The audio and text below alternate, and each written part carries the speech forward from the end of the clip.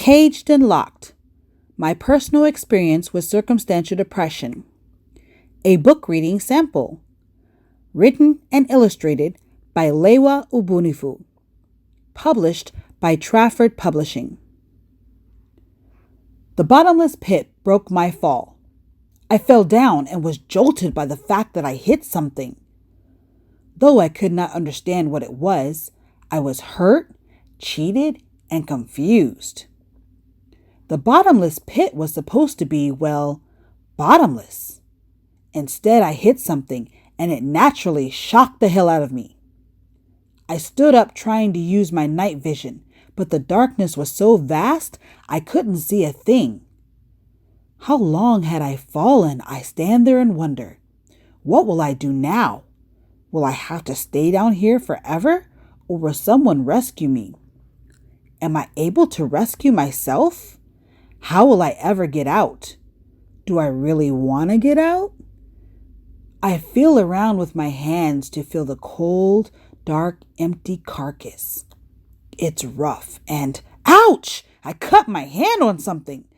I can feel the blood running down my hand as I can't help but realize that my situation has gotten worse. What will become of me? And does anyone really care?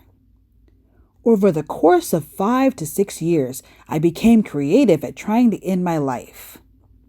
I saw people who had jumped in front of trains and lost their limbs, people who shot themselves in the head and had the scars to prove it both physically and emotionally, people who had taken pills, people who had tried to drown themselves, and so many people who had tried to commit suicide in all different ways and failed to succeed.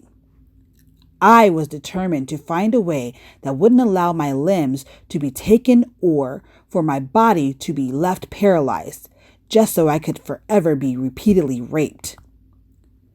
I learned to deal with the emptiness. The bathroom was my haven, my place where no one bothered me. If I was in public, I went into the handicap stall. If I was in a church, I tried to find a bathroom that most people didn't go into. The blackness, the darkness, the emptiness became a nuisance and wouldn't go away.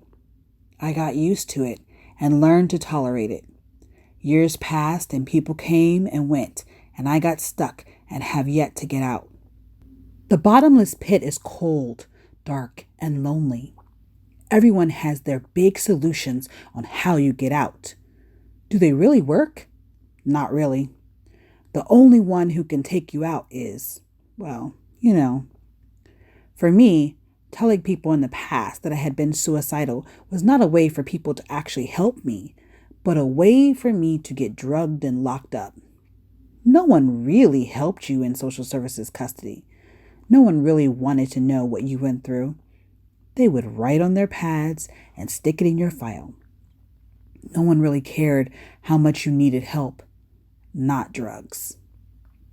You were worth gold to them. You being in their custody meant that someone got to bring home the bacon to their family while you lay in your bed having nightmares and flashbacks and anxiety attacks about what you were and still are going through. When you are up in the middle of the night and can't sleep, people offer you sleeping pills and say, talk to your therapist and go back to your room. No one cares, and they still don't. When I have nightmares, I can't run to someone and talk about it. Sure, Jesus already knows what I'm going through, and there are a lot of times, not all the time, when I do talk to him. When I have panic attacks, high anxiety and dreams, whether good or bad, about what I am going through, I have learned to let it out when I am able to, or calm myself down. I suffer in silence. I have to remain in control. I am the adult. I am grown. I am a strong woman. I am a strong woman. The world we live in hates weak people. I have learned that people have their own shit, so don't put your crap on everyone else.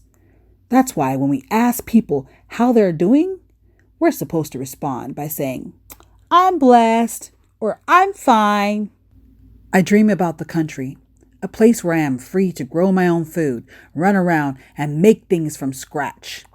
I have done woodworking before. I want to live in a house in which I am free and the land is quiet with no neighbors. I saw a video on TV at the dentist's office where there was a house way out in the country. I want to live there because I get to yell and stomp and bang. I just get to be free. The bottomless pit is sometimes cool. It is where your imagination grows and lives. Usually, since you can't see, you dream.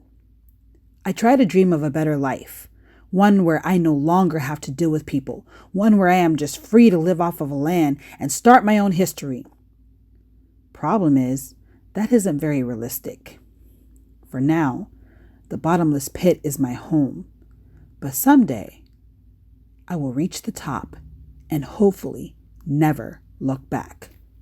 This reading has been just read to you by Lẹwa Ubunifu, author and illustrator of the book Caged and Locked, My Personal Experience with Circumstantial Depression. This book was published by Trafford Publishing and is available to purchase online and wherever books are sold worldwide.